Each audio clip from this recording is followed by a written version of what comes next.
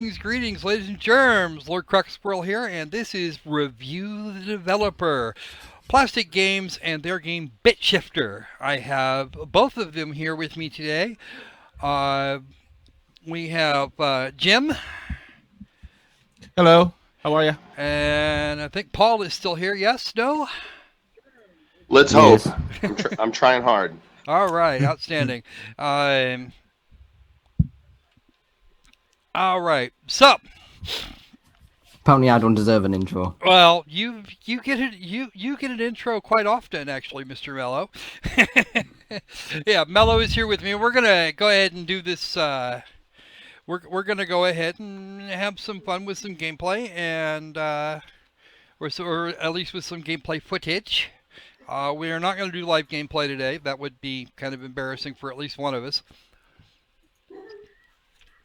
And Are you then talking about me or something? no, no, no. I talk whoever it is that's playing. So I think we're okay. So Bit Shifter's been out on early access for a while now. Its original release was November of last year. As you can see, I put it in an hour and a half or so. It's been in early access since that time. It currently runs $14.99. Now I'm actually kind of curious. Why is it that we chose that particular price point?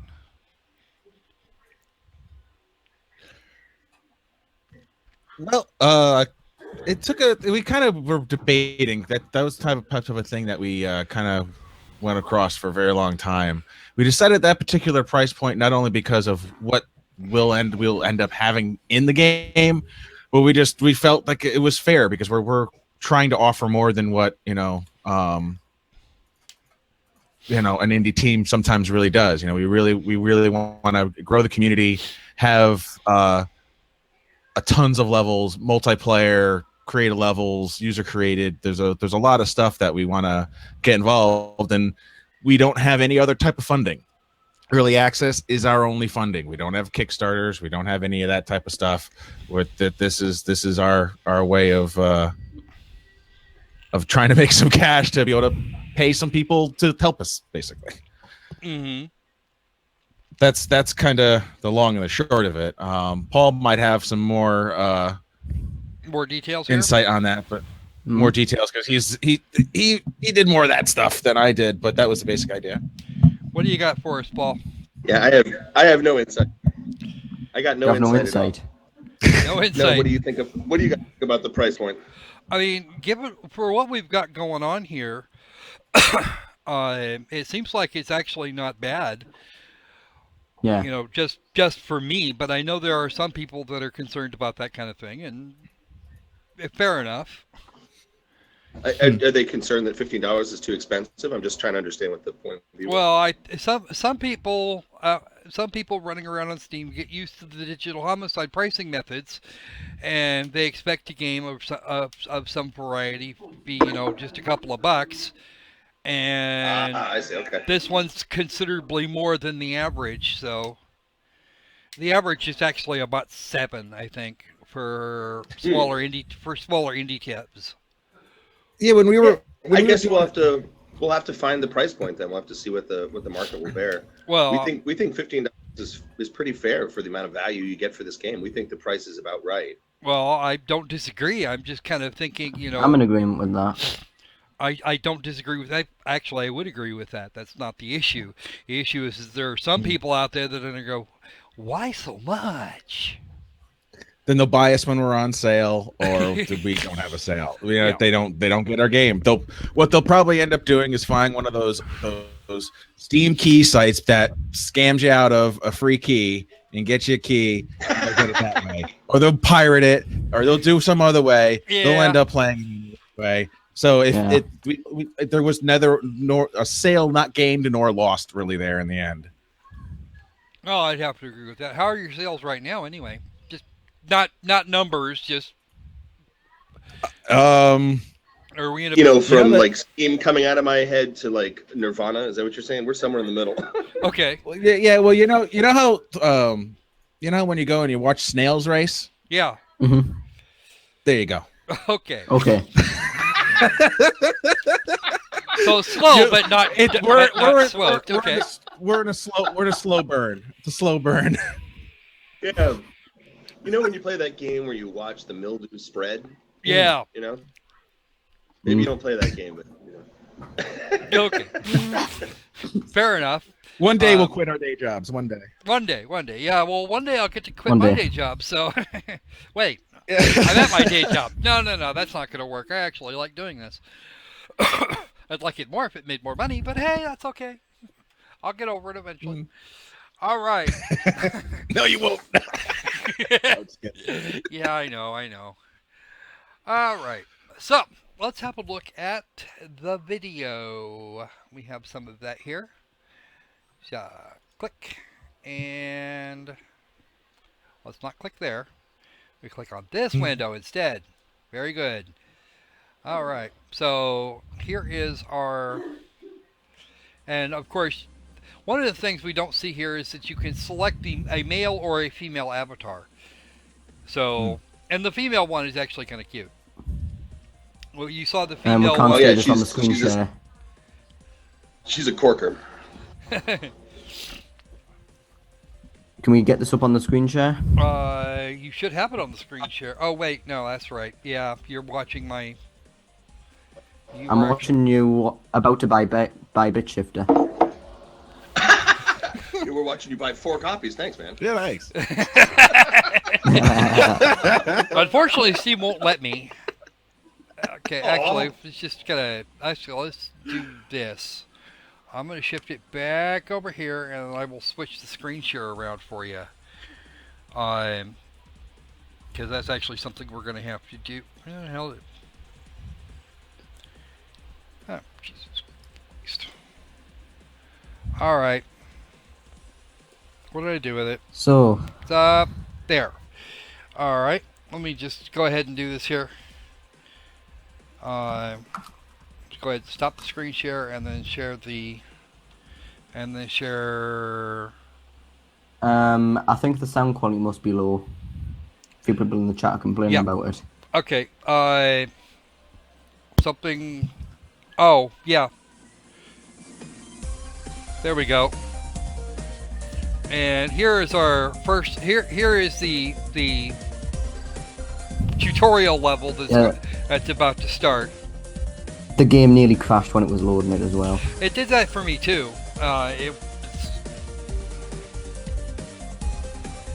It went unresponsive for you guys right at the beginning there. Yeah, right there. Yeah. Just before it loaded the first level.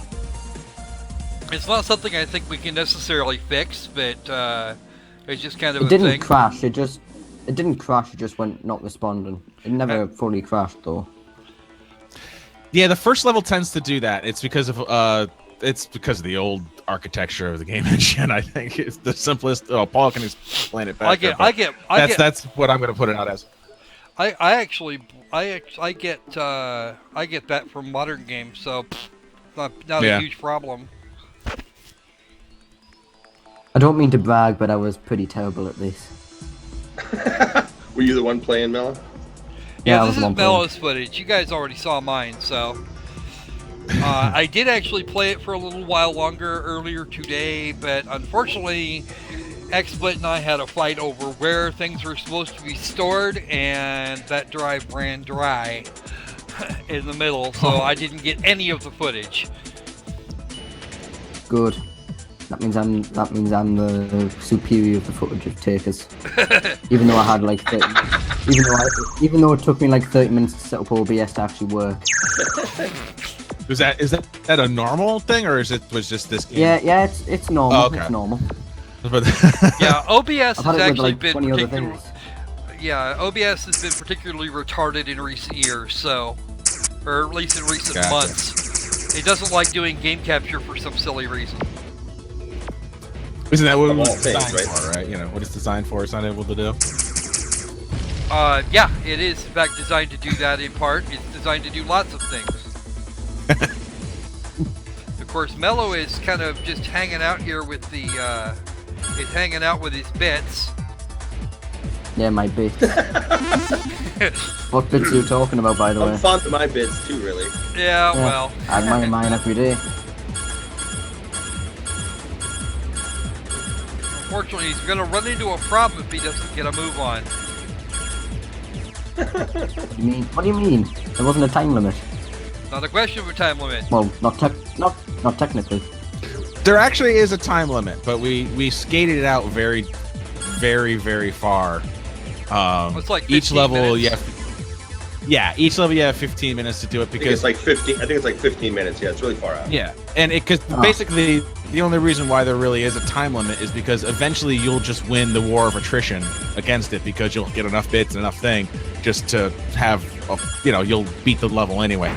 So we had to have some sort of time limit to it, so there can be a loose state to it because you'll just be going back and forth. I was actually wondering why you could actually go through the trees.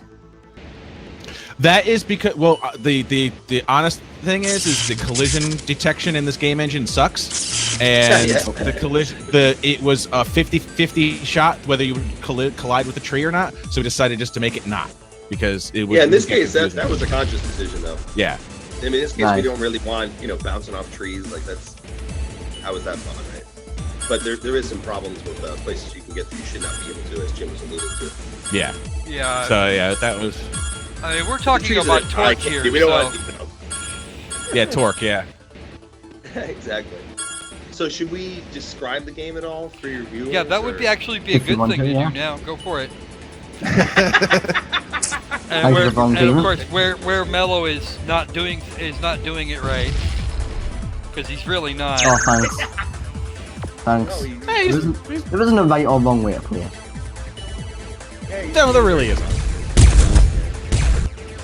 I'm just wondering if we should provide some context. So you're fighting inside a computer. You're fighting against this virus, which appears on the ground as these red patches, right? And to do that, you have to deploy your army of little robots that we call bits from your ship. So you can see him doing that, and they're cleaning up. In this first level, not much happens until you clean up enough, and then some bombs come down, and it kind of ups the threat factor a little, so you can learn how the game, how to lose, right? Yeah. How it is that you can lose. So now I'm watching what I'm seeing on the screen here in Google Hangouts. Is that there's no delay here, right? What I'm seeing. No, is you're seeing things. No. I'm shipping things out quickly here. He's currently blasting enemies after having gone around and collected most of the bugs. Fully streamed because I'm actually just seeing like a slideshow on that aspect. Yeah, we were just seeing. Watching the stream, yeah. Yeah, I'm using the stream as a better example. The Hangouts is just literally images put one by one. Yeah. Yep. Continue. You were saying. Okay. But I mean, I can at least follow what's going on here. So the bombs have come down. Yeah. Yeah, the bombs have already come down, and he's got a problem over here. Oh, better protect that. At first, I didn't know what it was that was mean, and I was thinking that I had to destroy it by shooting at it, but it turns out it was actually a virus trying to pump more stuff out into the water, and I had to deploy my bits in. Yep. And that's what I was talking about by doing it wrong. And I didn't realize that until I died. Oh, well, I didn't die. The game was over. Yeah, this level, I mean, we had a difficult time teaching this game and making it so it was fun. And the last update we did this level here, we probably redone like, I don't know, about 10 times at least. And we just recently, so many times. And each time we got a little bit better with teaching the game and not it being just a constant Navi telling you how to play. And then the last edition was getting the cameras and everything to really point out. We actually used to, in older versions, the second level, we purposely wanted you to lose. So you knew what the lose state was. If when the virus hit the data stream, which is the water that you see there, the game was over. So we'd misdirect you. And we realized that was stupid eventually. And then we had this, and then we still didn't really point over and go and tell people, hey, you gotta stop the virus from hitting this area. And then people were like, okay, well then they were losing all on the first level. So then we're like, okay, let's just point it out. Don't go here, but not be super specific. Just kind of say don't, like we did in this one. Don't, I don't know, but we failed, Jim, because look, Mellow still had to replay it, right? Yeah. You said you failed the first time. It was a true failure. Total failure. Yeah. Well. Actually, believe it or not, well. I failed. I failed the first time too, so no worries. Oh, okay. All right, so maybe we got to tweak the first level for the 3D. Actually, no, leaving it the way it is would probably not be a bad idea, or at least something very similar to it. Yeah. Yeah, I don't. Level A1 is the bane of my existence. I really don't want to do it over again. Yeah, I wouldn't be surprised at that. Yeah. Okay. Collect your bits. And you've still got some virus running around. I actually noticed that mini map at the bottom, so I was actually just roaming around trying to find where it was. Yeah, it took me up. So that was the thing that happened to me a good too. 2 minutes. I didn't actually catch the mini map for a minute or two, and then realized that. Yeah. And then realized Yeah, it was down it's, there. it's, And then it's a didn't tough use thing, it very isn't it? much. Right? Well, it's We want people to succeed, but we want them to learn.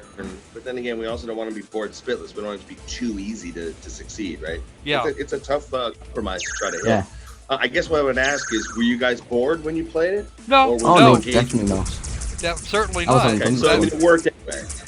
It's working from that perspective. Boredom was not an issue here. I only died once in the first 3 levels, I think, but the challenge was still there, which made it still have some more fun and replayability to it. Yeah. Cool. Yeah, there's many paths to it. So as long as you're still engaged and losing makes you just go, oh, I know what to do, and makes you want to do it, then it's okay.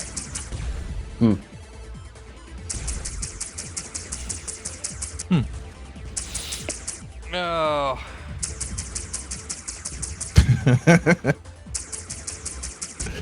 Well, looks like he's got this just about cleaned up. Yep. But he didn't manage to make par, so clean 1 kilobyte. Then I had to collect all my bits. That's all right. You're not gonna have any bits to start the next level with. I remember that part. Oh wait, wasn't that the 3rd level? No, nope. we start out with 0 bits. This first level we decided just to give you 2 because we felt that teaching about the bit makers was just a little bit too much. Mm-hmm. So that's Yeah, I why remember we decided to put them on the Level second 2 level. starts off with no bits, and level 3 was when it introduces the way that you can take control of podiums and make That's health right, yeah. Yeah. and regenerate. Yeah, I'm getting the 2nd and 3rd levels mixed up. Yeah, level 3 is the one that level 3 was the one that did that. Was the one that really introduced the concept that you could change those things around to make them do other things. And of course, you still haven't gone and collected your other bit. I think I ended this level with like 4 or 5 bits. But you can have up to 8. I can't remember how many I had. Now, the one thing I am noticing, but you're not, it looks like performance-wise isn't hitting you too much. Did you turn the 3D acceleration on?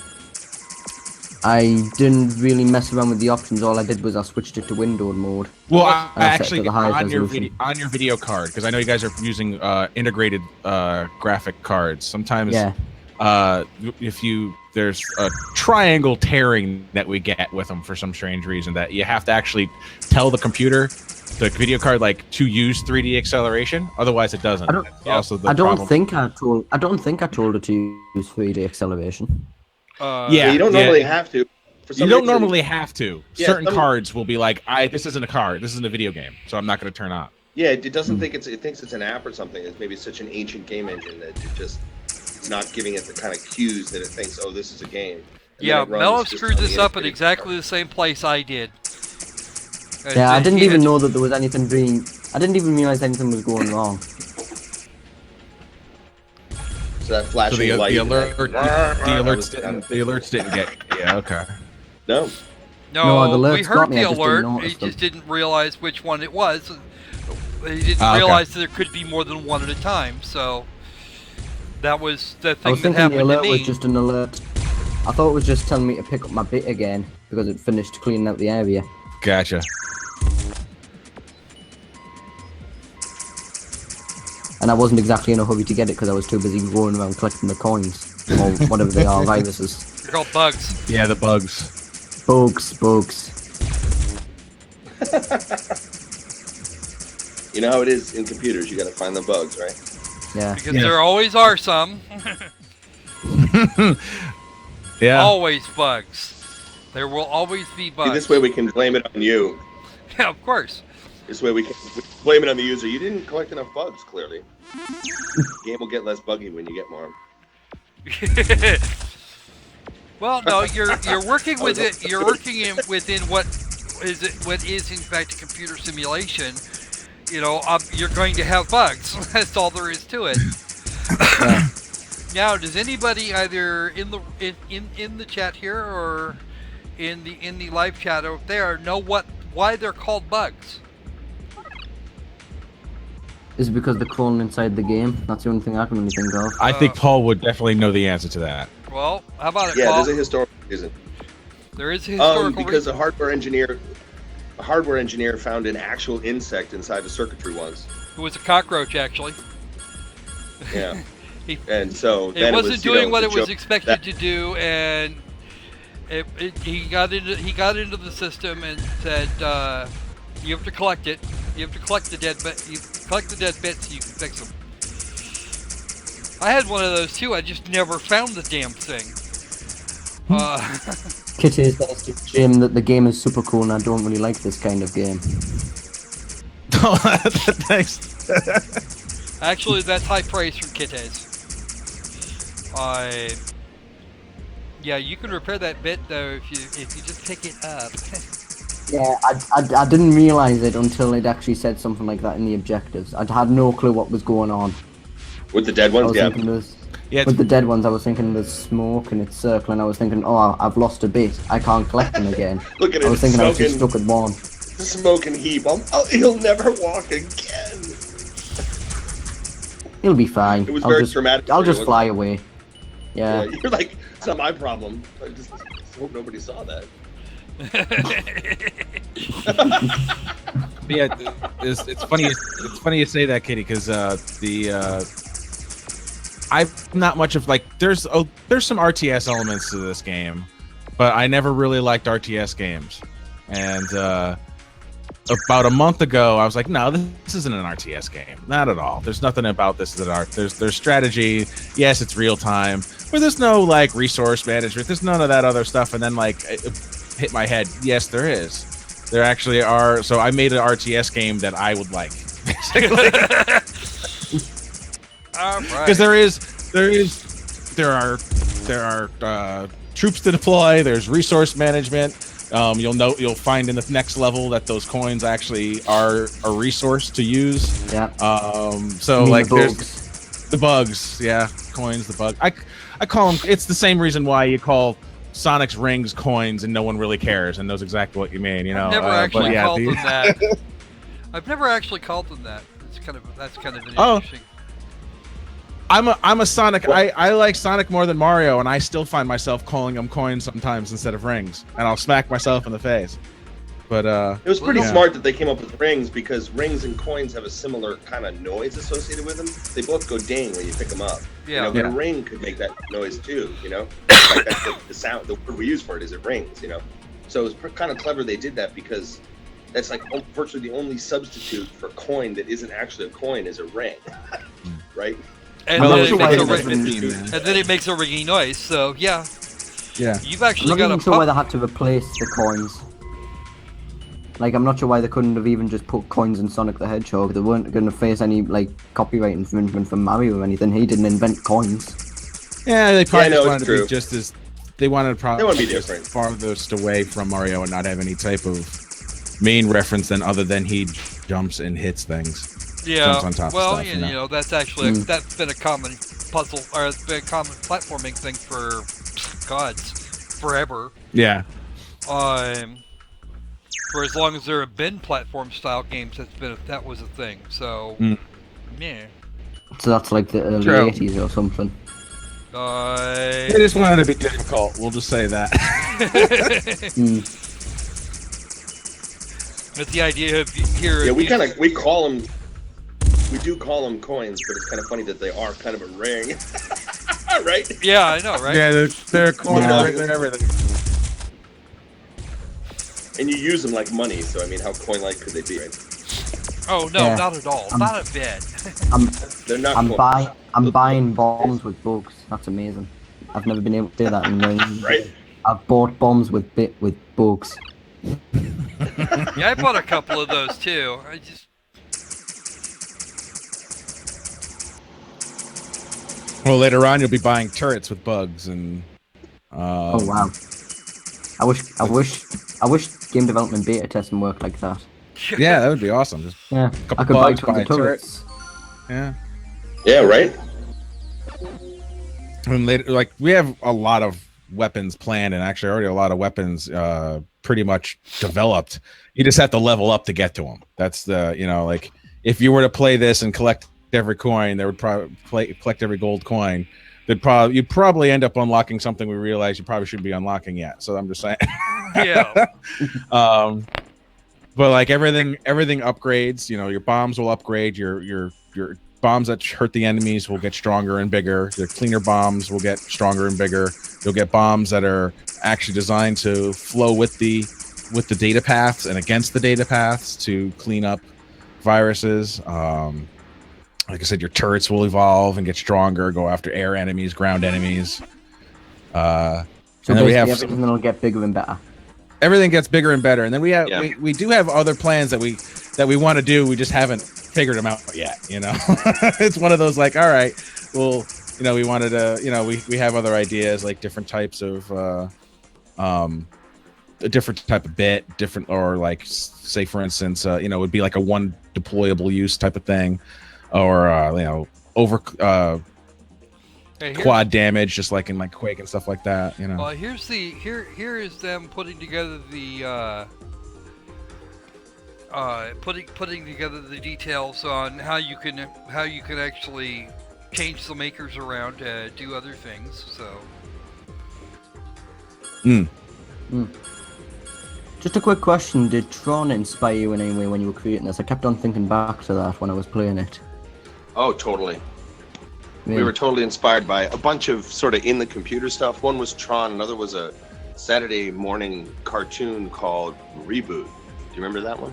Yeah. No. I only Reboot. remember Tron because it was so bad it was good. Reboot was kind of the same. It was so bad it was good. Like You that's know kind of like how what? Reboot. When Tron first came Tron out, it definitely kicked said ass. That was the shit yeah. then.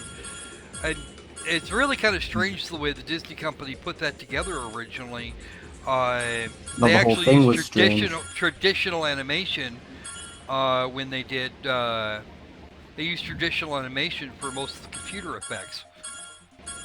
Yeah, Yeah. which is funny.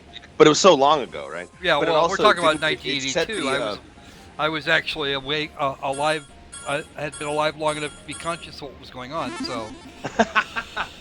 Yeah, It set the tone, though, 1982. right?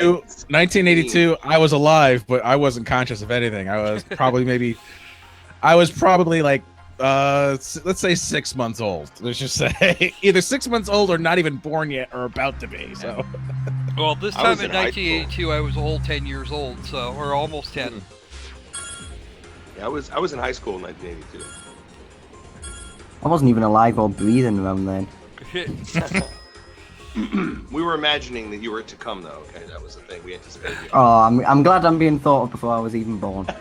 Tron kind of set the tone, though, right? Like inside a computer, there's a lot of glowy lines, right? So we definitely do hit on a lot of Tron themes. Actually, it's kind of interesting when we first started this project. Part of the look of it was dictated by this engine Torque, which was good at doing outside scenery, right? So that was part of it was sort of opportunism, But it was also kind of my vision for if you lived inside a computer, you wouldn't perceive it as a computer. It would be a world to you of some kind, And that's kind of how Tron was too, right? But I found that was way too abstract for most people. I'd show them the game and they'd be like, wait a minute, we're inside a computer? Like nothing about it really lent itself to believe that was the case. And so, you know, one of the things that Jim really helped with in this game when he first came on and throughout the years was helping to set that tone that you're inside a computer, you know, trying to make the visuals tell that idea. And you have to hit a lot of Tron themes, you know. There has to be cities, first of all, inside a computer. It can't just be a countryside. That's fucking stupid, apparently, right? So, you know. Just another quick question. Sure. Based on the visual style of the game, did you discover the engine before deciding on the sort of visual style because of the limits of the engine, or did you have a visual style in mind before you chose this? Really the first thing, in the sense that we started working on it before we really knew exactly what the visual style of the world was. So some of the things we had in mind, we kind of knew what the ship was going to look like. We knew what the bits were going to look like. So we had a vision for those. But we really didn't have yet that vision for the world. That came later. Okay. You know? But what Jim tried to do was sort of execute on the style that we'd already chosen for the ship and for the bits. And for some of the elements that were already there. So people aren't lost. I came in, I mean, and this is going to date the engine and date when we started this, but I came in 2009. They started this, you know, way back when, and it's been like an off and on, you know, that novel on the bookshelf type of game. And I came in 2009. They weren't even working on this game. They were working on a zombie survival game that was also using the same engine. And we started working on that, and then Paul and Anthony was working with us, and Jason, they put together a demo and showed me, and I was like, why are we not working on this? And then we started working on this, and then contracts here would get put down. It's always been always that project we keep coming back to, and now this has been the project we're focusing on the most. So yeah. Well, I can imagine. Yeah, now we're actually the idea of pushing it out the door, but it was, you know, an on and off thing for a long time. It's true.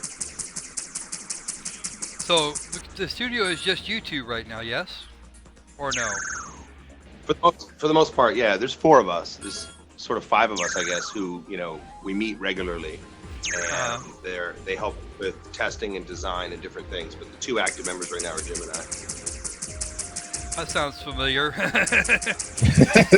I've got a couple of games like that Absolutely, myself, right? and I'm going, yeah, I should probably get to work on these, but I don't have enough, you know, I don't have all the skills that I need to do this, so at some point or another, I'm going to have to find some more people with some more skills to actually do the job.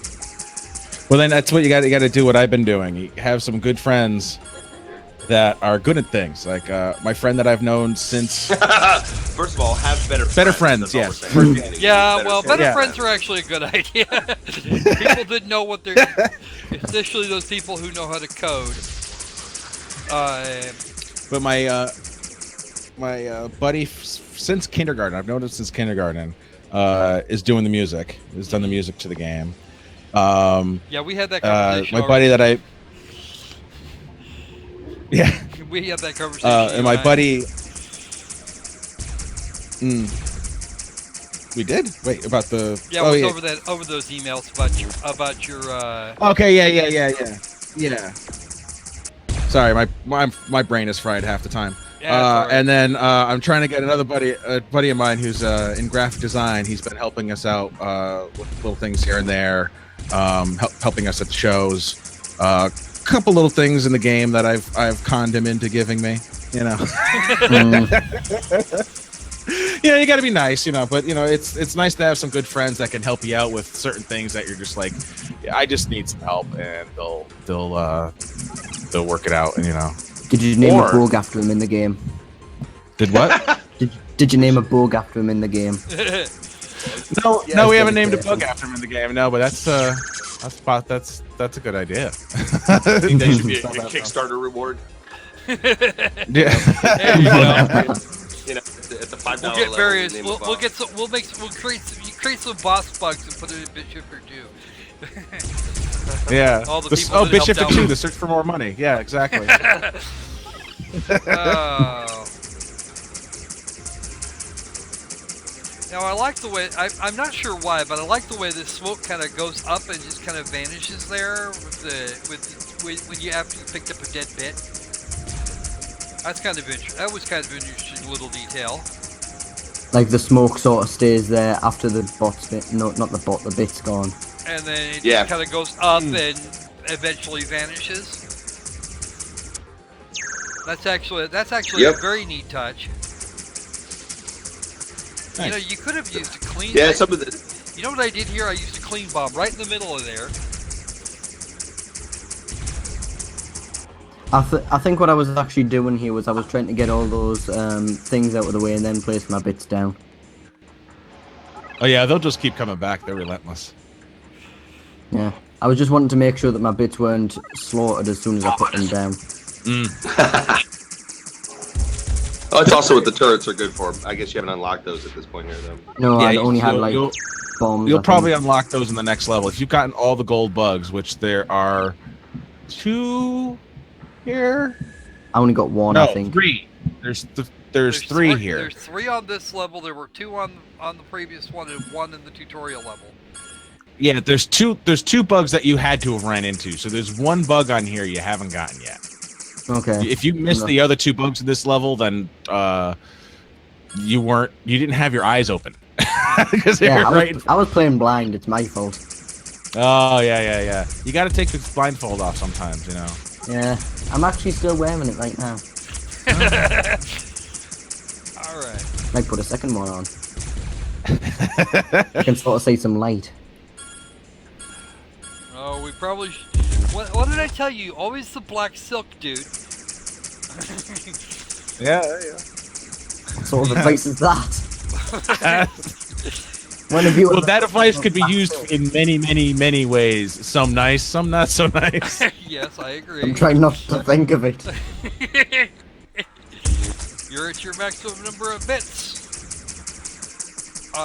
So yeah, the device you're using here, and we've only got about a minute or so's worth of this footage left. The device you're using, the critter you're flying here can only carry 8 bits, so. And that was something they actually made a statement about initially. That was actually We did. in the first tutorial level. You can carry up to 8, but we've only got 2 for you right now. Oh, yes.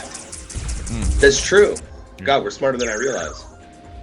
Congratulations. Yeah, I'd forgotten that we had mentioned that. We were Yeah. hoping that people would sort of see bit heads, you know, and sort of visually get the idea that there were 8. So. No, you actually just mentioned the general mentioned it before he before we got started. Before we lost contact with him. Yeah, he did. Yeah. That's right. Yeah, At the beginning. yeah, we did. Right at the beginning before we lost contact with him. All right, And he's and on this hold is the telling end to of this press. level. It looks like. Yep, you're all done. Yep. Infection eradicated. Outstanding. So yeah, that's pretty much that. I think I lost one of them. Like one of the golden bugs. You got a level up, but you can. Okay, 25 kilobytes. This is the first level where I start to be a little nasty and hide in the bugs, and I did actually go very nasty with this one. Like this one, it actually, if you look, there is at one point you should actually be able to see it, but I'm teaching you something, so you're not paying attention. So, Okay, apparently our microphones are not doing very well right now, Mellow. I don't know what the story is on that. Right, I'll push mine further back. How was that? Yo, Fox, welcome to the stream. I apologize if there's anybody in the chat that I haven't said hello to. NBC Company X. You haven't. She tends to. You haven't said hello to. You haven't said hello to Gladys. Or you haven't said hello to Edwin. Oh, really? I Mhm. really I've been paying attention to what's going on. Oh, there's Cuddles and Dr. GLaDOS. Edrin, there we go. And they've all been having a conversation over there without us on top of everything else, so it's okay. All right, hey guys, welcome They're talking aboard. about PewDiePie's actors, all sorts. Yeah, all right. We have a major malfunction with your PC. Who you gonna call, right? So, maybe a little bit about you guys. Paul, you've been kind of quiet for the whole stream. Maybe a Which is little bit. unusual. Maybe I a know. little. Usually, I'm the one talking the head off here. Maybe a little bit about you and kind of the history of the game. Sure. Okay. Um, I have worked sort of with computer graphics and alternate reality, virtual reality, that kind of stuff for years. Always wanted to make a video game, and somewhere around year 2000, the people who were formerly Dynamics decided to buy back their game engine and sell it as directly to the consumer for $150, Garage Games. Mm-hmm. And that just fired my imagination. I was like, when I first heard it, I didn't even believe it. I thought someone was yanking my cord. So I went right out, bought the engine, compiled it, and said, now what the hell do I do? That for a little while, but I eventually, ran into some people who were, similarly interested. And they were helping me make a project that was more like a Christmas present for my kids. I made like a little treasure hunt game. They're helping me with that. Mm-hmm. And then we decided, hey, let's work together on something. Let's make a project.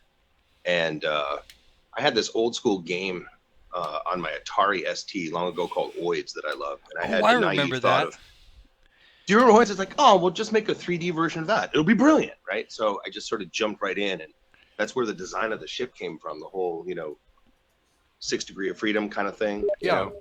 Was an attempt to make a 3D version of that ship that appears in the game, and you can just like in the original game, you could land and you would free the little oids from their prisons, and that was the original role that the Vids played, is they were just prisoners, and they'd hop on board the ship. You'd have to go back to the mothership. So I just sort of reproduced everything that was in the original 2D game, and unsurprisingly, it actually wasn't fun. 2D gameplay usually doesn't actually translate to 3D. I was naive though; I didn't really know, and in getting some advice from somebody on how to improve the game. Sega He still, said, Sega still has not learned from that lesson, actually. Who has not learned? Sega? Yeah. Yeah. Yeah, I suppose. Poor Sonic. It's one thing. I mean, you can use a 3D delivery. If your gameplay is still two-dimensional, like in a 2D plane, obviously your characters can be rendered in 3D. That's not a problem. A lot of games have done that really well, in fact, right? It's just if you have freedom to move in 3D, then it's just inherently a different thing, It's very, very different. But anyways, in trying to, how to improve the game, someone suggested a different theme for the game. How about you're sort of fighting virus in the computer? And, this game we have now all sort of flowed from that decision, Mm-hmm. You make the game, it's not fun, then you have to try and do something else with it because you're not delivering it properly. Does it make sense to me? Yeah, it's the classic pivot, do something else, right? It's not working. Okay, and this was kind of a bookshelf game for a few years apparently, and then Jim Kemp. Yeah, it was like the Great American Novel in the drawer. Part of the problem is that this game is deceptive. It seems like it's got a really simple idea at its heart, and it really does, right? And we strove all these years to keep it simple, not to add key presses or complexity or things that would take any kind of intense training or thought or whatever. We wanted something you could just sort of jump in and play. And we stayed true to that. I remember the fight we had about adding bombs. Yeah, just adding bombs, just adding one more key press than we had before. A single more key press was a huge fight because of our vision of how we wanted this to be, Mm-hmm. But it has a big scope. It seems like a simple idea. It was deceptive that way, but the scope is really quite big.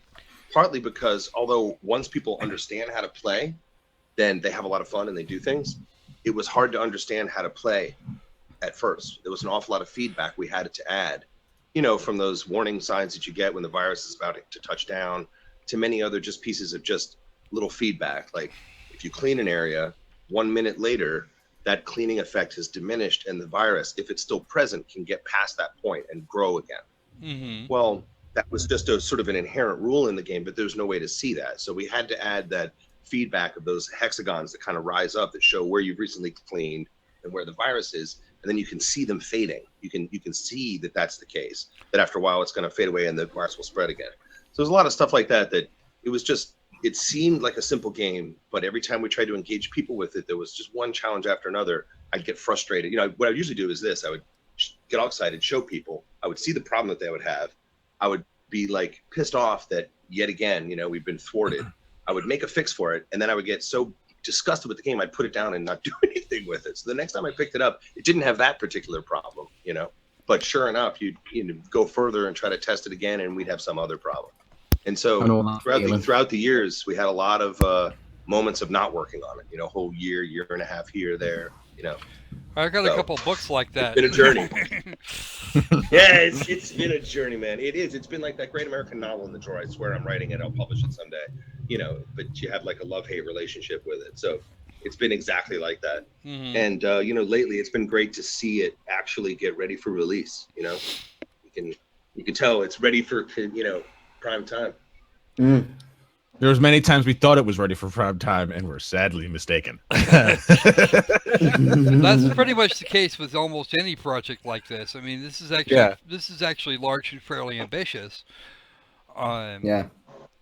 Unlike a certain studio I can mention. Yeah, we're gonna make a whole new game. Let's just throw some assets on top of this, call it something else, and not bother to change all of the little nuts and bolts that make this game what it was. And all of a sudden, all your high scores are the same across like 15 games, 20 games. I wasn't talking about them, and I wasn't talking about them in particular. I was talking about a bunch of teenage kids that think putting full motion video is a video game. Yeah. Oh, I forget that. I think I know what company you're talking about, but I can't remember the name of it. But I know exactly. BMC. BMC Studios. Yeah. You know what? Like, and I hate to discourage. Like the one thing about that though is like I'm glad. The one good thing about it is that there's people out there trying to make a game. Uh-huh. The bad thing about it is that they don't belong. If you want to put a game out there, they don't belong on Steam. Your game's not yet. You have a lot more things you need to work out. But if you want people to play your game, there are sites out there. Go to itch.io, and put your game on there for free to people play. That's maybe where they need Game to be. Jolt. Or yeah, exactly. Like I'm all for you going out there and making new games and trying it and experimenting it. But don't put it on Steam yet, because that's not you're jumping way too many steps beforehand, Yeah, that's my opinion when it comes to that stuff. But yeah, it's a tough game, right? Because you need feedback, you need people to play your game, and if you make a game for any amount of time, and let's be serious, right? Any game you make in your spare time is going to take a long time. You very quickly run through your own friends, or maybe your kids or your kids' friends, whoever it is. They've all seen it already. And now you want to go do a test, and you need to get fresh faces. You need to have people who have never seen the game before, so you can see if you fixed all these issues. You can't just show it to your kids again. You can't just show it to your friends again. They've seen it already. There's no test there, right? And it's hard when people realize to get your hands on people who are willing to try it out, even for free. Like the flip side of the coin that people don't realize is it's actually hard to get people's attention, even if you have something that's perfectly free. If you have something that's half done and you want someone to test it, that's even harder. It's like, hey, there's fully done games for free I can play. Why should I play your broken thing? Yeah. So. Because we need to know what the hell is wrong, so we can fix it. Yes, it's broken. Yeah, we know it's broken. Right. Yeah. And just hearing it sucks isn't enough, right? You need specific criticisms, right? Yeah. Well, I know. Yeah, which is what the Dinosaur Hunt dev was talking about. Yep. And then the Last Will dev had that same issue. He was having to go out to internet cafes to get these things, and I actually ran it live on stream with kind of a stream of consciousness thing, the same way I did BitShifter a few days ago. Yeah, reviewers have been great, Jim. That was like a hidden surprise for us is when people started Twitch streaming or YouTube streaming or making YouTube videos or whatever of the game. We suddenly had somebody who was usually documenting in a lot more detail. It's almost like you're looking over the shoulder, right? Because you watch them play. Mm-hmm. And so that's been really great. And in particular, people who review games, they tend to be pretty savvy. So if they have a problem understanding something, you really have not conveyed it well, right? Yeah.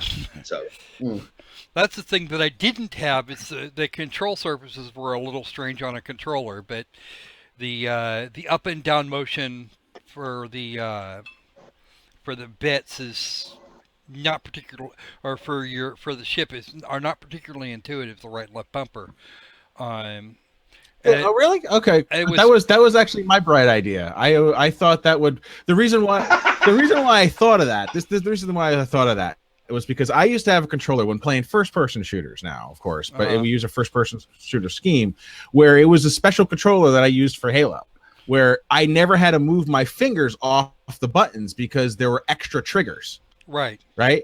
So I figured like the reason why I thought of putting them there is you can fire and navigate and move around, deploy a bit, and you can still aim and never have to move your fingers. The only time you have to move your fingers is to throw a bomb or change your radar. That was my thinking there. But they are rebindable through Steam now. You have to use Steam's client to do it, but they are rebindable. They're just not rebindable for the controller. Yeah, the controller, right? I thought you could do them in. Were you talking about the Steam controller or just a game controller? Well, I thought the game controllers were along with that. Am I wrong with that? You are you are wrong with that. Yes, sir. Okay. You are so wrong, dude. We need to add the ability to bind. Okay, I thought that one's on us. The Steam controller did that one too. No, okay. No. Well, you can rebind it if you got a Steam controller. Probably gave that impression. Well, I don't have a Steam controller. I've got a Rock Candy Xbox 360 controller, and because I have do have some problems with my hands. I don't usually grab it with the front two fingers on the triggers and the bumpers, and the intuitive way, I usually slip down to the triggers. I have to move up for the bumpers. And the intuitive way would be to point the nose up to go up and down to go down, and it doesn't do that. Which I thought was kind of like just the way you we originally had that flight scheme, but when you're shooting at a guy, you're going into the ground, you'd be crashing in the ground the entire time. Right. Everybody thinks that that's going to work out better than it actually does. You're right there. If the original flight scheme was you fly where you point it, easy, right? And it's fine for when you're fly to a spot and you're unmoving. But if you're trying to move across and shoot down, you're just constantly flying into the ground because you're flying where you're pointing, right? Well, unless you have an operational floor on it, yeah, that would be true. A space where you just wouldn't go any further down. Oh, that's true. That's true. There is there's like a natural flight height now that you return to, and there is such a thing at the top. So at the ceiling, there's a certain height that you're cut off from flying. So I think it's supposed to be possible for us to have the same thing for flying downwards. Yeah, but I'm not sure if it would be. I'm not sure if it would be a fix if again everyone ended up at the lowest possible height when all they wanted to do was aim at the enemies. So. Well, I don't know. It's a thing. And I know a lot of people do a lot of flight sims that they actually wind up doing that, if only because that's the way that their brains are kind of naturally programmed to do it. Right. Then again, I cut my teeth in flight sims on Wing Commander, so. Out of curiosity, just for devil's advocate with the controller, would it be better just to have up and down as like? Oh, let me look at my controller so I can give you the proper button. Well, he was suggesting a different scheme where we don't need an up and down button, right? Fly where you're pointing, and you don't need to have a rise up and fall down button. Yeah, that would be. But what would you say? What would you say a happy medium of X and A being up and down and B the bomb? Or even you can do that in the triggers. That might work too. So that's how that's actually how it originally was, and I thought this would be better because then you would never have to move your. That's just me. Well, we should provide the same amount of bindability for the controller that we do for the mouse and keyboard. And if you did, right now you just got a couple options. You can inverse things and you can swap which buttons do things, but it doesn't fully let you really just rebind it. Remap them. Yeah, which is what we should. Yeah, do. rebindability is actually one of the things that a lot of people bug about, if only because they have their own ways of doing things. And that was something that I did notice wasn't present in the in the game itself, or at least not to the degree that most people would think. Not for controller. We got a lot of rebindability for mouse keyboard, and we do obviously for the Steam controller. We just have a work left to do to give you the same amount of flexibility for a controller. It's on our list though. Now, Fear not. Fear not. It's on the list. It's a Actually, very, very long list. Well, it is early access. So I think we get a pass for some things. Key bindings, though, you're right. They can be a point of frustration. So there's something that we do take seriously. well, and then some maybe people we should consider notch them that a to the selling list there. point. Some people consider that a selling point. There's some people that won't buy a game unless they do have the ability to rebind keys. So that's kind of Yeah, a we know thing a lot of viewers will cover that too. So that obviously is important to people because we've noticed in reviews that's constantly comes up, right? And we go right to the control. Like the thing I reviews did start like, with going to the however, menus. yeah, the thing I did like, however, is that you started off with a colorblind mode Yeah, Yes. you like that? with the Yes. with the red green color with the red green color problems. Yeah, that's Yeah, that's it's rare that you actually come across that setting in most games now. not It's a shame unless that it they've isn't been included prompted. much. They tend to have Yeah. a buried in the options menu. I like the idea of putting it up front because how would you know the options there unless we put it front and center? That was my thought. Yeah, well, it's You know, not a bad thought If you actually. thought to yourself, Yeah. so I Yeah. thought it'd be good to just put it right up front, and it's kind of a choice of it's like tell me about you, male or female, right? Hmm. Color impaired or not, So it became sort of we tried to make it like a personalized. It would be thing, interesting so- if we could actually change that if it could be changed each time starting a new game. Because that means I'd be able to go back and look at the colorblind option because I didn't take that initially. Yeah, right now, I- at least on Steam, it's per Steam user. So if you've set it up, but somebody else uses your install, but they have their own Steam account, then that can be penalized for them. So. Well, There wasn't a way to reset that? I thought there was, or that's just No, our No, there development is. If mode. you go to info, that shows you like how leveled up you are and stuff. At the top, there's something that doesn't look like a button, but it is. It says personalized. We need to make it look more like a freaking button. Anyway, if you call that up, you actually can change it. oh, okay. So that would enable me to go through and like make some more clickies and check some other things. Because right now I'm stuck as the female character on regular vision with the controller, and I'm going, yeah, rebinding the controller would probably be a very good thing. A very good thing. Yeah. I know your keyboard Yeah. rebindings actually work pretty well, so that's not a thing that I Yeah, was. the thing is, I was actually playing on a keyboard, so I don't really have many complaints controls away. Okay. Yamas the Fox down here suggests different flight modes, which is something I was considering, where you could do the regular fighter, the regular fighter type flight, or you could do the up and down buttons or whatever. That's a thought. Yeah. Hmm. Yeah, I think that would definitely be a thought. There'd be a couple options there. I'd be curious to see what would be an appropriate way to present those choices. Be like the Individual options that you self-paw toggle and different types of control schemes that they'd have like for like Halo or whatever. So Yeah. everything's all set up. Yeah. Yeah, so maybe like some diagrammatic to sort of show you the difference between them or something. Be a matter of understanding the choice, right? If you present a choice, you got to make it so that people understand what that choice is. Right. Some are self-explanatory. A control scheme is something that lends itself to a little bit of confusion, Well, Yeah. if you describe it correctly, then you're not going to have a problem. Or give them the ability to switch those on the fly if they need to, or I don't know, whatever. Yeah, that's true. You could just try it out. You could try it out, and if it's not working for you, then you can do the other thing. Yeah, that's a good suggestion. I can think of a number of games that do rebindable controllers, Fox. I gotta, yeah. See me later for that list. I know there's at least a couple because I've seen them. I thought the Steam controller was crazy and even letting you rebind what you use to navigate the menus.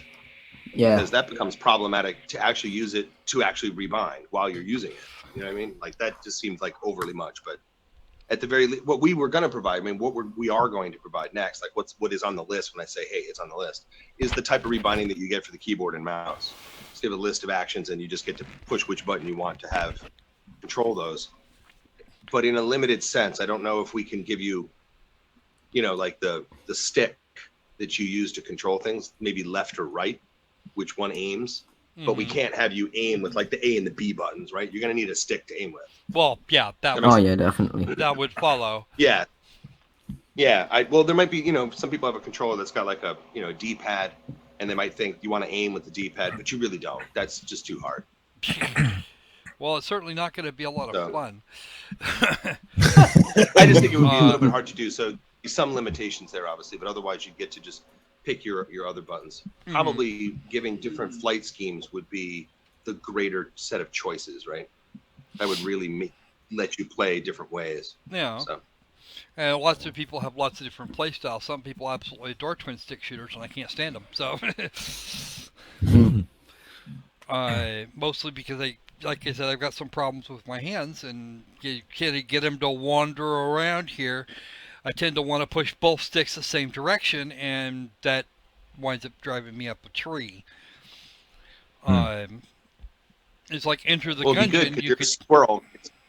yeah. The Where does the opposable thumb Crocosquirrel thing. live? Is it up a tree? Yeah, I'm up.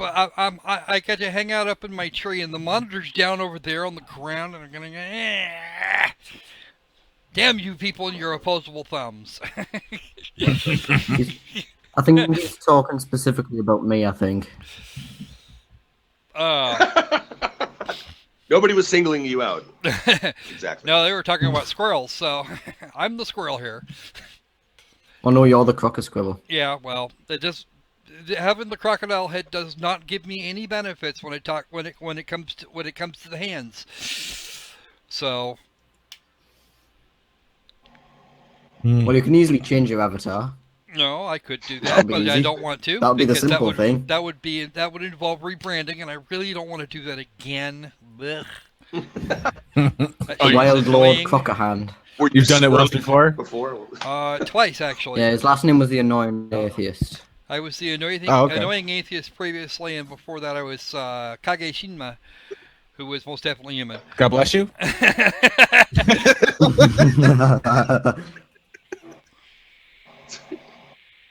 Annoying atheist. You couldn't stick with that one, right? No. No, actually, because about that time I started shifting almost exclusively to game content. It just wasn't working. It was actually putting more people off than anything else. Oh, look, Wait a minute. What a oh, Did you great even transition. change? Did you even change? You changed YouTube channels and everything all together, right? Yeah. Like, you know what I'm saying? Like, it wasn't just that you changed. You know what I'm saying? Yeah. No. Like different users. I mean, maybe I'm thinking of someone different, but I think I used to watch your videos as the annoying atheist. Yeah, and as soon as you changed, he dropped you like a rock, man. Possibly, because I remember there used to be. I remember there was this guy on YouTube that I watch, and part of his name was Atheist, and then he just stopped doing videos a long time ago, and I was like, oh, okay. What was the videos about? They were all different stuff. They weren't like about atheism or anything like that. They were just like topical, like. Were they like going some sort of animation sort of thing? No, that wouldn't Okay. have been me then. Up until the middle of June last year, I was using still images and computer voices to make videos, and I can't even do Gotcha. that. I can't even do that right now. My poor potato it just told me to. Yeah, it told me to perform an anatomical impossibility the last time I tried firing up that piece of software, and then shut off. So no, I can't do that. I can't do that anymore. Not What, until I get what exactly is a computer voice? Do you mean like Stephen Hawking? It's like a sounding? it's like a text to speech. Oh, Yeah. with text to speech, I see. Okay. Yeah. I was using a text-to-speech generator for a variety of different characters. So, yeah, I was even doing game reviews then. So, yeah, the Ren Reviews series, that's going to stay here on the channel. Yeah, the last one I did was Aliens, Colonial Marines, and it pretty much did my head in. I just couldn't do it after that. Oh, man. Well, that destroyed the souls of many people. That game. Yeah, well, Yeah. it did my head in for a long time. I didn't even pick up a game again for months after that. My buddy who does the music is a huge Aliens fan, and he was so pissed at that game. He so wanted that game to be good, and so took in the hype, and was so crap. That sounds one of like my reaction to No Man's Sky. I did a review on Alien Isolation, and I slagged off Aliens Colonial Marines just on its reputation alone. And I told them at the end of the video that I had not played Aliens Colonial Marines, and I had no intentions of buying it. Well, guess what?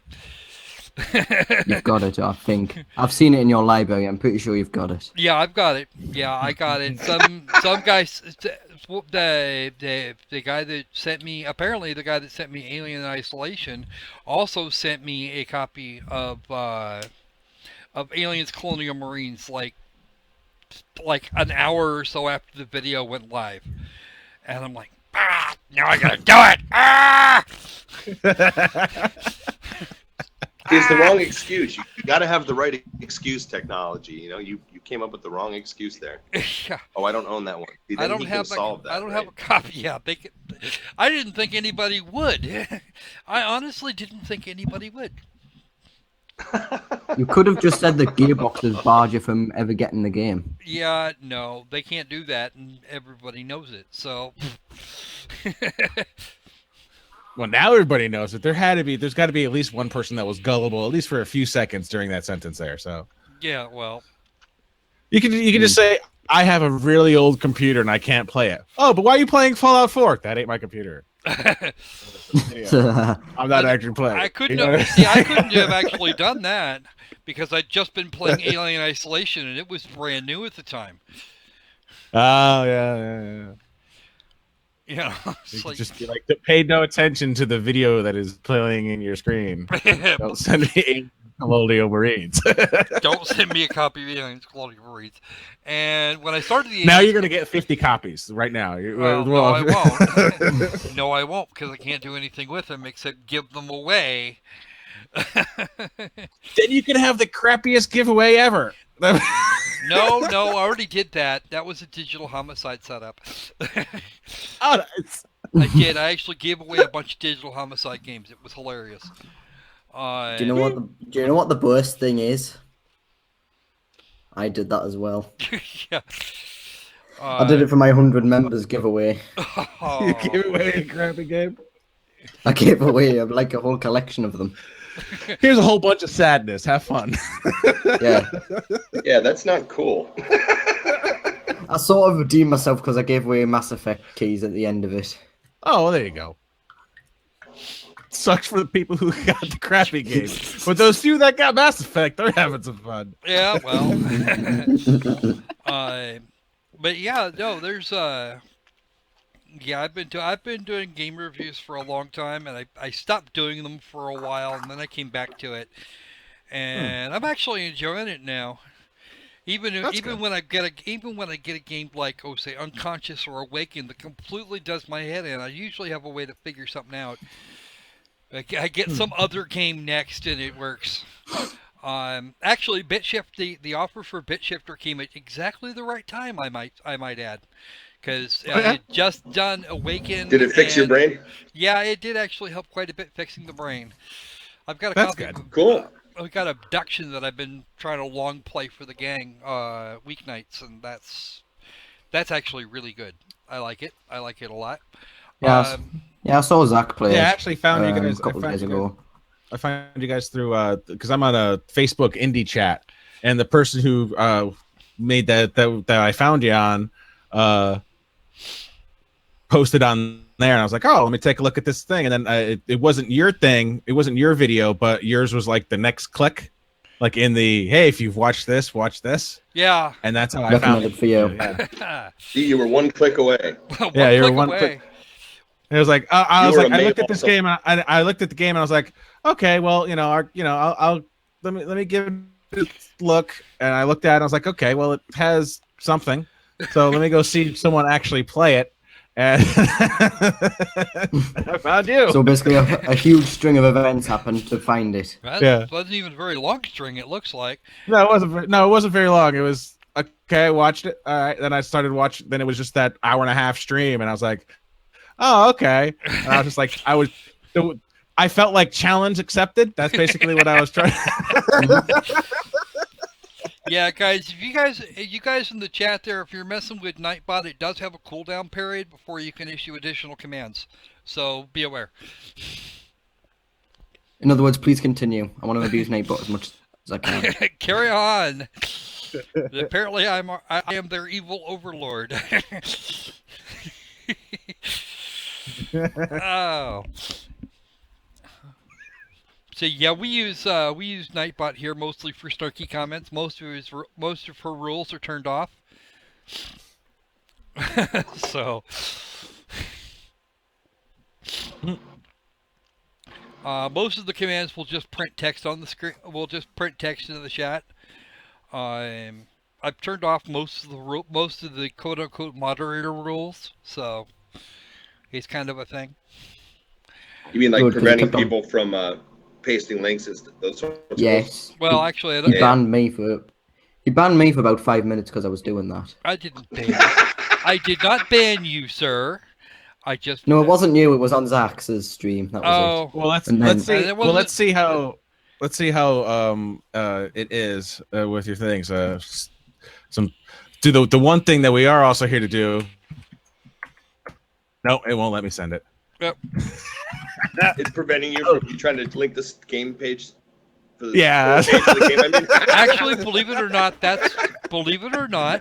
is actually that is actually the moderators can, and that's a YouTube thing, not a Nightbot thing. Oh, okay. That's a Oh. YouTube thing. That's Oh, a okay. YouTube thing. I left that little checky box on because I had the very first time I had a live chat, I had one guy that spammed like 35 links and had to be banned. And I said, "Yeah, Oh, let's jeez. just turn that thing back on." And No, yeah, I can see. Was It it was- for like the same stuff, or was it like a mixed bag of brides from Russia and no, actually, it was. erectile dysfunction? Let's see, it was there was one for erectile dysfunction pills. There was another for Ashley Madison. Just sites of all kinds of sites of that nature that would probably get me banned on YouTube. Yeah, I don't want to be encouraging that. Mhm. So- Do you remember that one time where there was that one guy spamming the alphabet in the chat and he Oh. questioned why I for silenced him? Yeah, I remember that one. Yep. Yeah, I Mm. remember that Elfbit? one all too well. Yeah, he would put in A and hit enter, B then enter, C then enter, blah blah blah. And I think he was about 3/4 of the way through when Mellow finally said, "Nope, you're done." He was learning how to type. No, Virus done his dirt. excuse was him saying that he didn't think some people watching knew the alphabet, so he was teaching them it. That was the excuse he had. Yeah, that doesn't So he was work. being a douchebag. Yeah, basically. More or less, yeah. And then he said he was getting bored of the stream because I blocked him from commenting, and then he left. So that's his problem. Mm. Goes back to what we were saying before with pricing, or it just wasn't your thing. Yep. Go ahead, But yeah, we had a lot of fun. We all had a lot of fun with Bet Shifter. I don't know if you guys have seen the. I know Jim's seen the footage. I don't know if you have, Paul. I don't know if I have. I don't think I have. Did you guys Yeah. have fun? Well, Yeah, it you've was- been doing a lot of traveling and going around the past few days. So yeah, I don't think you had a chance to sit down to watch them. Yeah, I'm broadcasting from my hotel room right now. Yeah. Yeah. Let me just Good service. let me just grab that here then. Is there good service at the hotel? Oh yeah, All right. we're in Newport, looking out over the water. It's gorgeous. Let me just have a look here. Did you have your Great. complimentary breakfast this morning? No. There we go. Were you given a football? Did someone We got come out? plenty of Did someone knock on the door and go, "Housekeeping? You want fresh Nope. towels?" No. No, but somebody do actually call on the phone and said, "Did you need anything?" I All think that's the right. first time that's And happened. Yeah, That they're would actually. annoy me. I worked at a hotel. They're actually supposed to do that 15 minutes after you go. At least the Holiday Inns are supposed to do that. They're supposed to call every room 15 minutes after you check in, saying Good. everything okay. You know. Yeah, that so. seems like too fast, but like 15 minutes, I might still be hauling crap up from the car. You know, like I don't know if that's Oh, here we giving go. me enough time. What Next day, happens? Well, that's that's the next day. This is actually my What happens yeah, if gameplay it's you- logic footage. and. This is the gameplay What happens footage if you I had arrive to at the stream. hotel at like 1 a.m.? Get Oh, we don't call you that. Like I work nights, so I never had to do any of that bullshit. yeah. Right. After 7 o'clock, they stop doing that.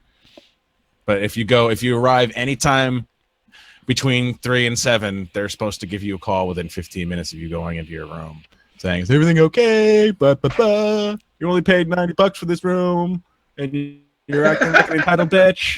Do you want anything else?" What did you possibly expect? All right, here we go. What do you expect? This is a Holiday Inn Express. Yes, the food is going to be horrible. It is all come in a bag, and we just heat it up. This is free. You know?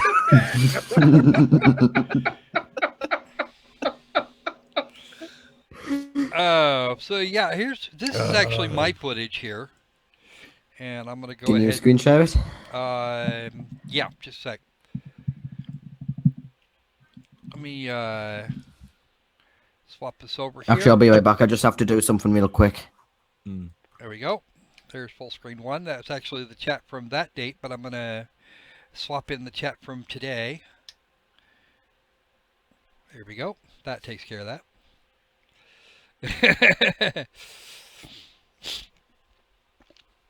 So I was actually quite a bit more hesitant working with this thing here. Getting kind of moved around and looking at things, etc. And of course, I was again at this point I was actually trying to get used to the controller. So You were gobsmacked by the beauty. Admit it. You were just in awe.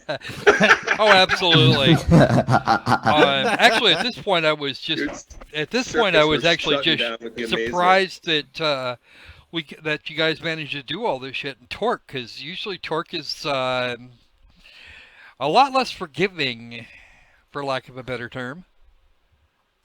Well, the one thing I'd have to say is that a lot of the time also spent working on this game has not been working on this game. Yeah. It's been working on the engine, and Paul has done a really good job at first of all making it easier for an artist like me who can't program themselves out of a box to actually make a level without any of his intervention whatsoever.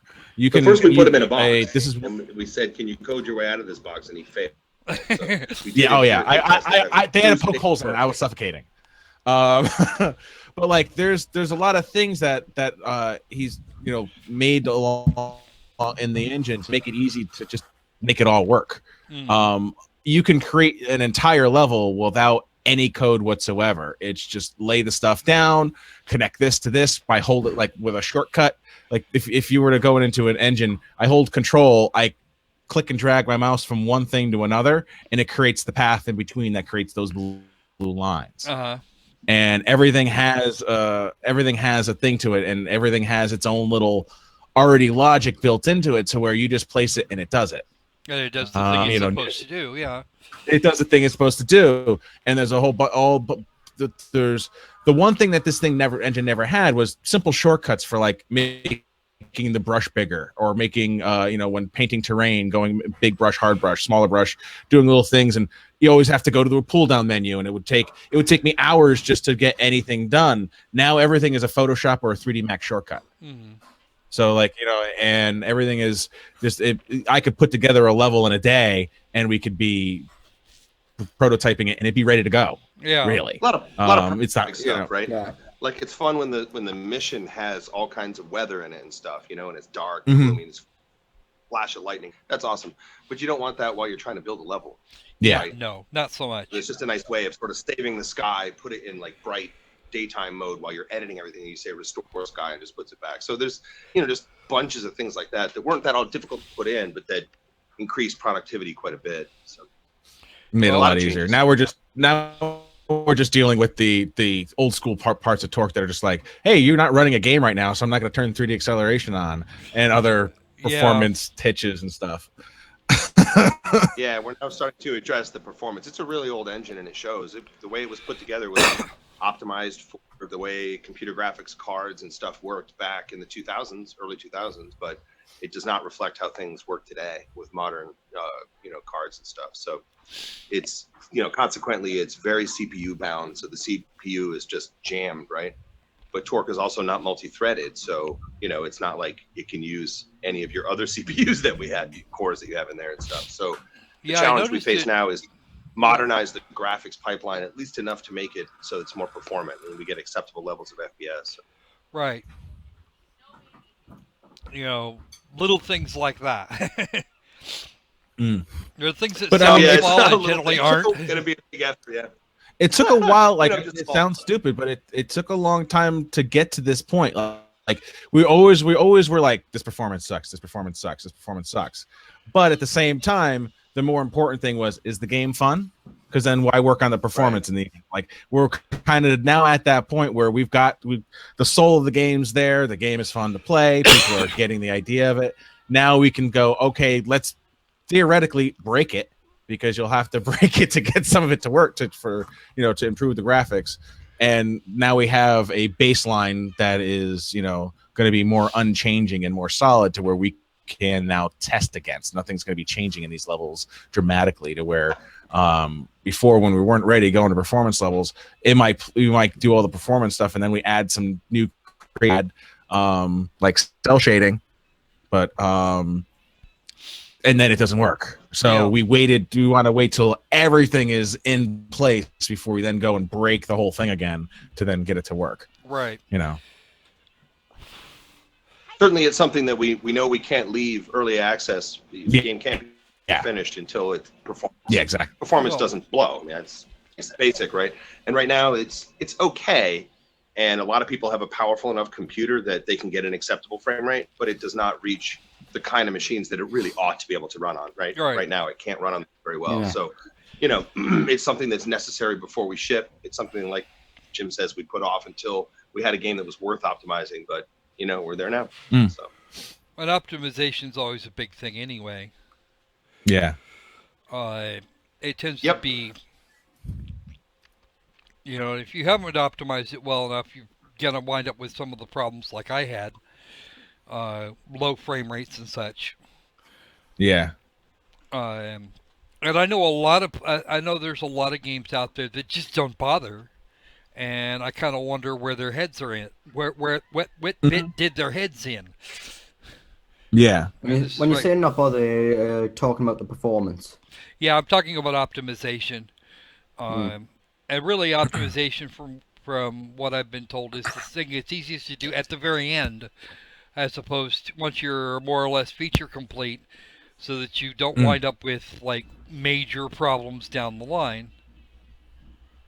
It's really tough, actually. It's hard. There's trade-offs. If you don't really know which performance is, you can fool yourself in terms of what assets to put in. There was my fail. There's you making that mistake. I made the same mistake in the same spot that Mellow did. It was the same one. It was that same spot that the data stream was infected. Now I can mock you all day. What's funny is that like originally A2 which was the one on previous. Wasn't this level, but like originally the version of it previously, we purposely wanted you to fail. This time around, we thought we were pretty specific, but it still ends up working out to where the second level you end up failing. You know what the fail state is, so it's like we're kind of like, well, we don't really want to change it because not everyone fails doing it, but there are some people that end up going because they throw their bits in the wrong spot.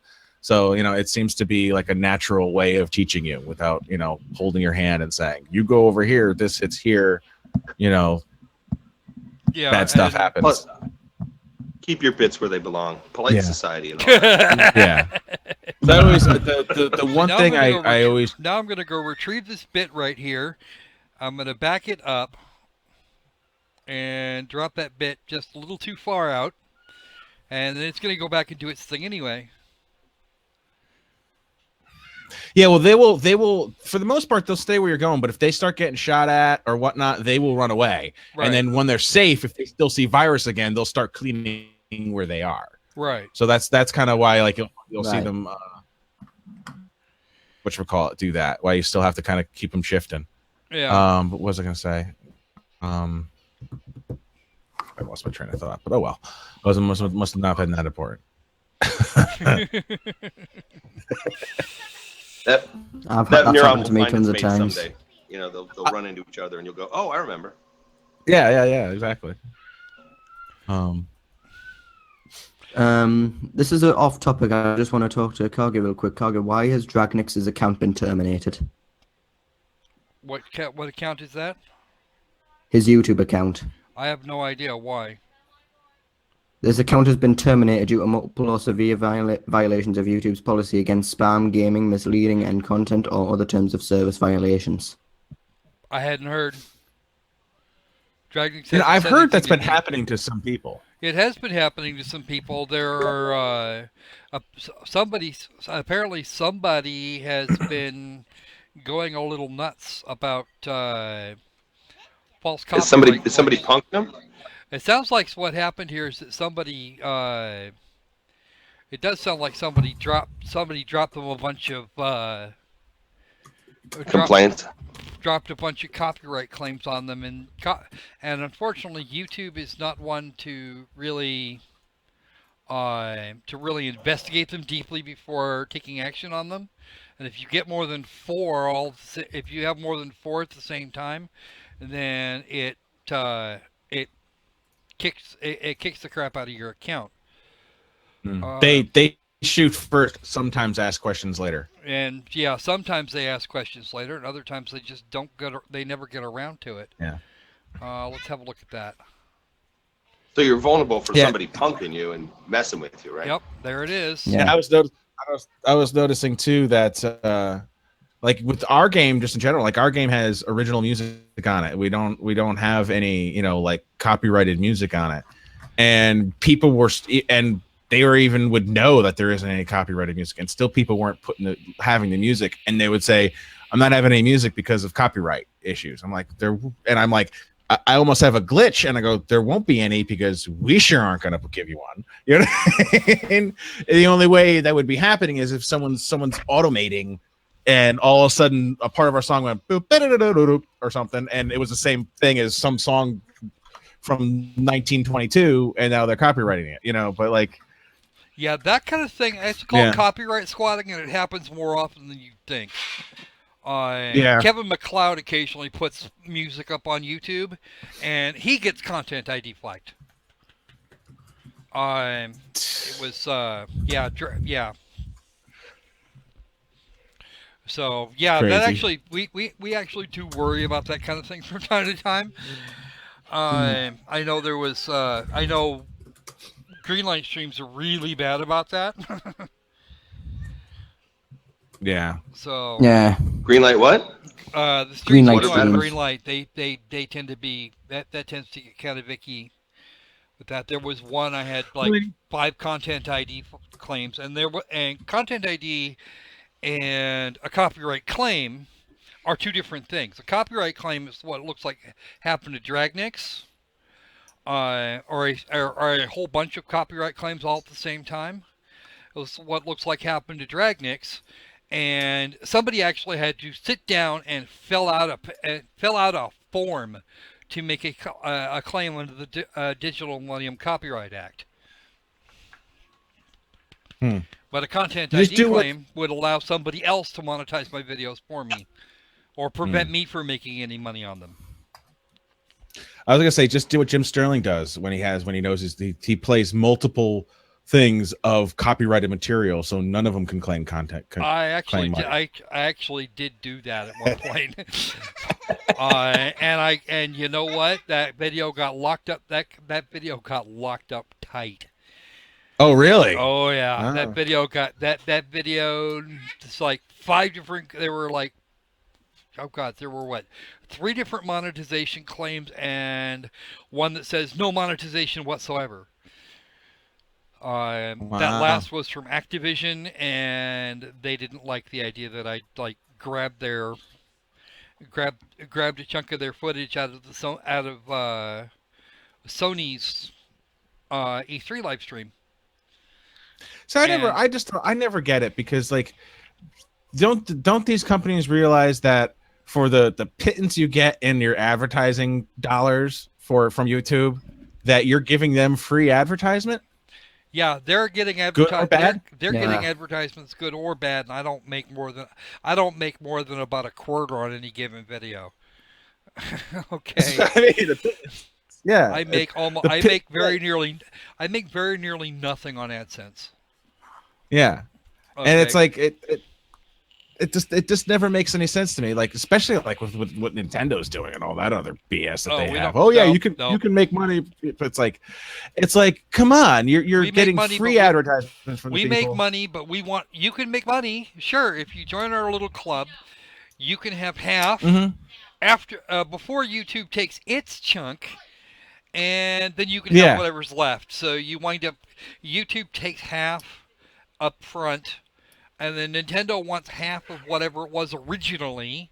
So for every dollar you wind up making like 14 or 15 cents. It's just obnoxious. yeah, it's ridiculous. Like I honestly like because I look at it and I'm like, if there were 1,000 people right now on YouTube streaming BitShifter or recording BitShifter and all that on stuff, I would have a field day of happiness. That'd be the happiest thing in my life. I don't care if they were good or bad. Like, you know what I mean? It's 1,000 people putting that out there and 1,000 people advertising for me, and I didn't do a damn thing. Like, Except maybe taking about half of that in terms of actual cash, and the rest of those key and the rest of it and kicking the rest of it out in keys. So the content ID claim is Yeah. somebody saying, "This is mine. I need a piece of it." No, the content Is that ID basically what claim you're is saying? saying no, they weren't allowed to use this. We didn't give them permission to use this, and we're not happy about it. That results in the video in a specific video being taken down. If you get too many of those copyright strikes, you're out, and that looks like what happened to Dragnix. Yeah. Well, that's a copyright call, or is it you saying a content ID flag? A content ID Those is are different pretty because neat. you can't have a video taken down due to content ID. Okay, but a copyright claim, someone's actually made a claim and demanding action. That not only screws with your channel in a number of ways. You can't live stream. You can't upload videos longer than 15 minutes. It's a bunch of stuff. But if you get too many of them, they'll just kill your channel. It'll just vanish into the ether and be gone Well, permanently. what leads to somebody attempting to take a percentage of what you do earn? That's claiming the monetization on a video. You can claim the monetization on the video by means of content ID. That's an automated process. Actually, believe it or not, which stream there was one stream I had that was copyrighted by one group by one set 5 times, and it was a game Did it that rhyme I with had been looking at. Digital Homicide? It wasn't Digital Homicide. No, it was it was a claim for the music, and I'm trying to remember which video it was because reasons. But I know there was one group. It was the APM Music Group, and they filed 5 for. That one sounds familiar. Like I've heard if somebody else said that same music group was did the Yeah, same thing, and it was like a bunch of BS. Yeah, and it was a bunch of BS. It was music that was used for a game that I had taken on in much the same way I took on BitShifter, and they had it was Dinosaur Hunt. He had licensed the music from APM, but since I didn't license it, also I would either have to pay them up front beforehand, or have them take my money. And I don't get any. I already don't get any as it is. So Yeah. I still removed. I still Just a had quick- the audio tracks removed, but it was still a pain in my ass.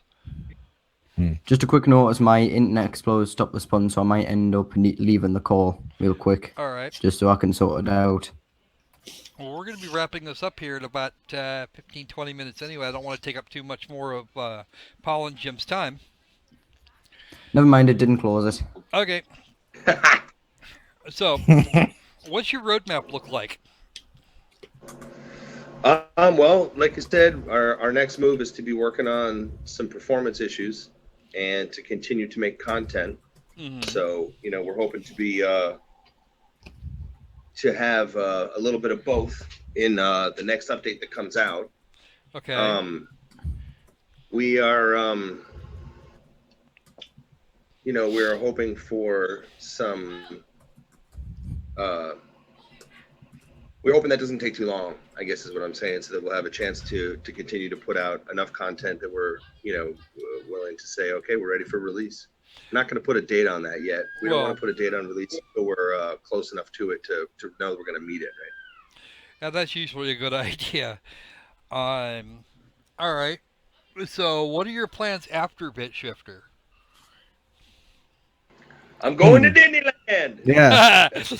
Well, we do plan on supporting the game for a decent amount of time after release, mainly because when release we doubt that we're going to have all the features we really want to have in there. We'll have a full single player campaign in there, and we'll have maybe we'll have some multiplayer, but we want to have multiplayer, add user created things. So after release, we'll be adding those to them, but it won't be like that extra DLC or anything like that. It'll just all of a sudden you'll turn your game on and now it'll have those features.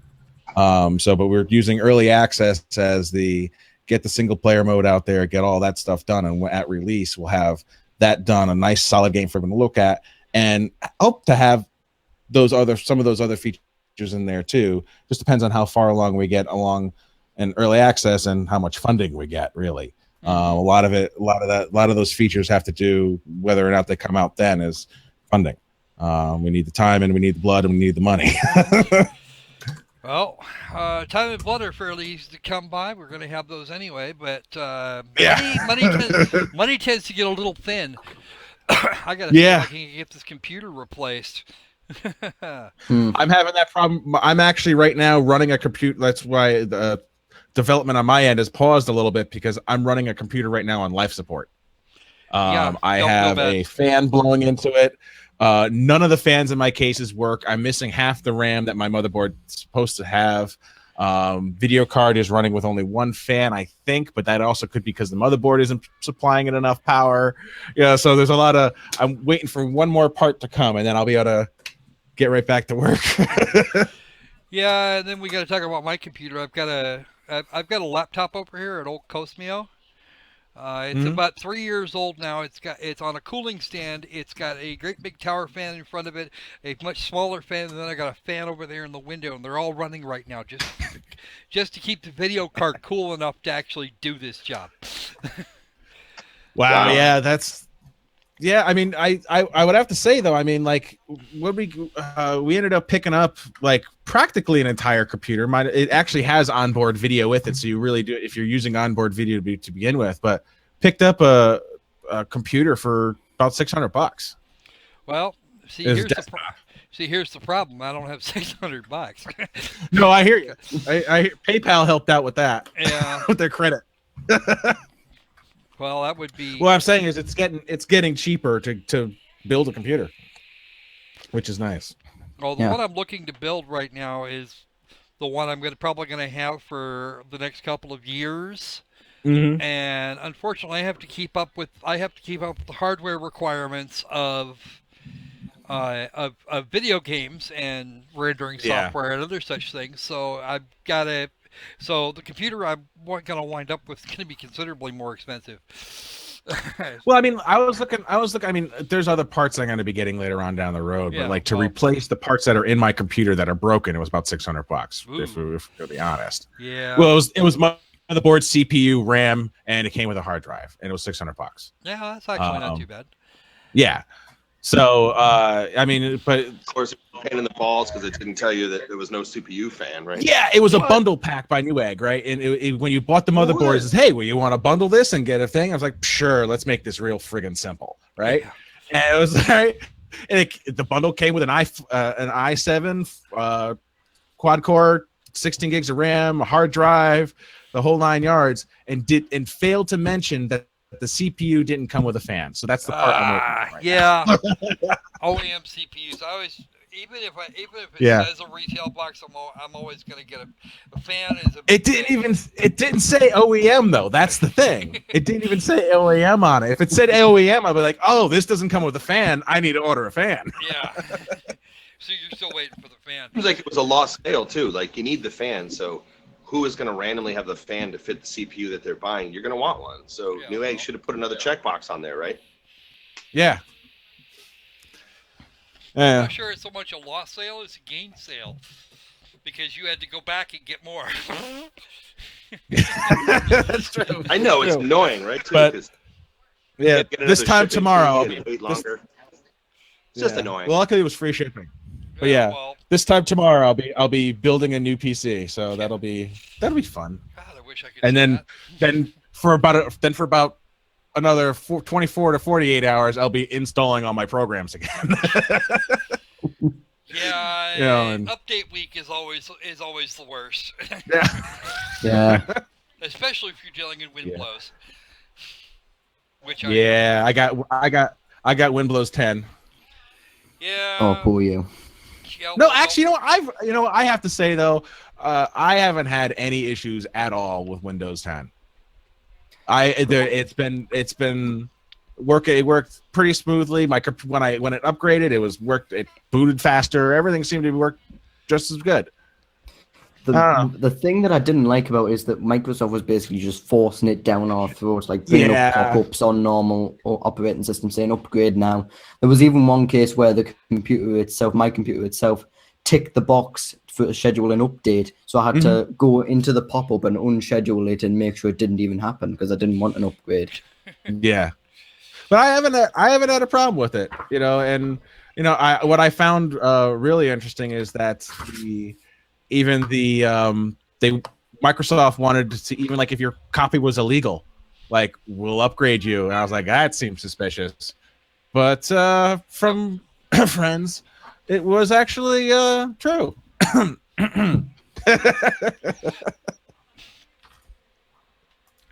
All right. So we probably should be wrapping this up about now. I got some friends who are gaming exclusively on Linux now. Yeah. You know, Really? they got Steam, they got a bunch of Linux games. They're pretty happy. Well, I mean, a lot of the games that I play do have Linux versions available and stuff. Well, I think that unfortunately, would be a a lot of little the bit of games a that I dream. wind up with my hands on don't have Linux versions, or the Linux versions are shaky, or yeah. And if I was doing just true. gaming, then I would probably consider that a little more. But unfortunately, no, I'm not. I've got Maya and Photoshop and a bunch of other stuff that I use too, and they don't have Linux versions. Probably never gonna get them. Yeah. So that's just Same here. kind of a thing. Yeah. So anyway, Yeah. I think we're gonna wrap this up here. Any last words you guys want to say? Well, thanks for having us. First of all, if you guys liked any of the gameplay you saw, check us out on Steam, BitShifter. Really use any support. That's really the main thing. And there will be a link to that in the description. I'm almost certain I already put one down there, but I may I'll not put have. one in the chat as well. Absolutely. Let me just double check and make sure I did that already. Yep, already have done. So there is a link in the description for that. Feel free to go and check it out. It is $15 on Steam in early access, and now would probably be the time to get it because it'll go once they finally get around to getting it all finished. It'll probably be more. As per what they said in their early access clip here. So, and then of course it'll be for, let's see what we got, Linux, Steam OS, and Windows. So, And then the Mac port, hopefully down the road. And a Mac port down the road, apparently. Yeah. So they're going to port that to Mac during early access and some stuff, and the ability to create and share our own levels. So that'll always be fun. So I am definitely looking forward to that because I have an idea for a level that would probably strangle some people. 'Cause I know all Challenge kinds accepted. I know all kinds of things about Challenge accepted. I know all kinds of things about choke points and exactly how to make them operate on my end. So There you go. I have some thoughts for some evil stuff. We'll take cool. those thoughts. Yeah, let us know. We'll take those thoughts. We're always looking for new ideas and new thoughts. So Oh, I'm sure I can come up with something. I'm sure I can come up with something. so yeah. Oh. Paul, did you have anything else you wanted to say before we're done here? No, I think you put it well. Thanks for having us on, and check us out. Not a problem. Actually, it's nice to get hold of. It's nice to find a dev that actually wants criticism, and I know we had Nils from Last Will on the last time we did one of these, and it went pretty well. So you can't get better if you can't accept them, you know. And yeah, that's kind of the point. If you're so thin-skinned that you're just that even a very mild criticism about a video that has to do with your game is going to offend you, then maybe you need to start looking for another line of work. Yeah. You know, something in maybe the food service industry where you can go hide in the back and sort out the freezer. Yeah. Well, just a really quick. I'll say it really quick because I know we're wrapping up. But it reminds me of when I went to school. I had a teacher. Her name was Miss Love, and I'm not the greatest 2D artist, but I'm good in 3D. So she basically the entire semester was like, here. Why are you wasting your money? You don't belong here. And that was her criticism to me the entire time. But I kept pushing through it.